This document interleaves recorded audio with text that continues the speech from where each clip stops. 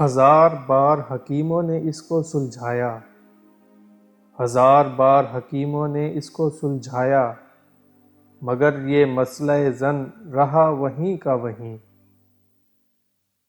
اس نظم میں علامہ اقبال نے یہ بتایا ہے کہ یورپ میں عورت کا مسئلہ اس قدر پیچیدہ کیوں ہو گیا ہے۔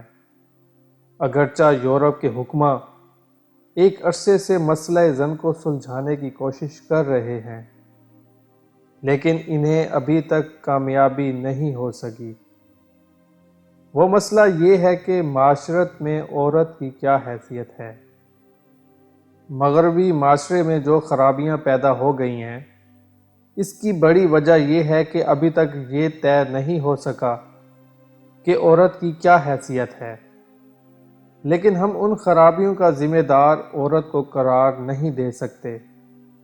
یعنی یہ تو سچ ہے کہ مغرب میں سوسائٹی کا نظام بگڑ گیا ہے، لیکن اس کی وجہ یہ نہیں ہے کہ عورت کی فطرت خراب ہے۔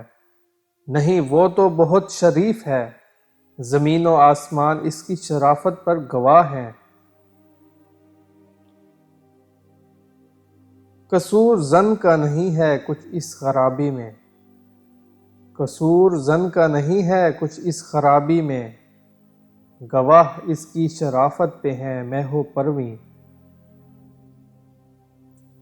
دراصل بات یہ ہے کہ یورپ کے مرد بھولے ہیں، وہ عورت کی فطرت سے واقف نہیں ہیں، اس لیے معاشرت میں فساد رونما ہو گیا۔ عورت فطرتاً مرد کی دست و نگر اور اپنی حفاظت کے لیے اس کی محتاج ہے۔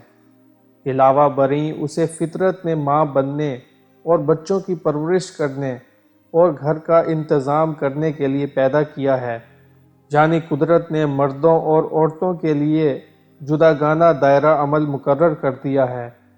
وہ اس لیے پیدا نہیں کی گئی کہ میدان جنگ میں دشمنوں کا مقابلہ کرے، بلکہ اس لیے پیدا کی گئی ہے کہ ماں بنے، یعنی بچے پیدا کرے اور ان کی صحیح تربیت کرے، گھر کا انتظام کرے، اور مرد جو کچھ کما کر لائے اسے سلیقے کے ساتھ صرف کرے، اپنی عصمت کی حفاظت کرے تاکہ سوسائٹی میں فساد رونما نہ ہو۔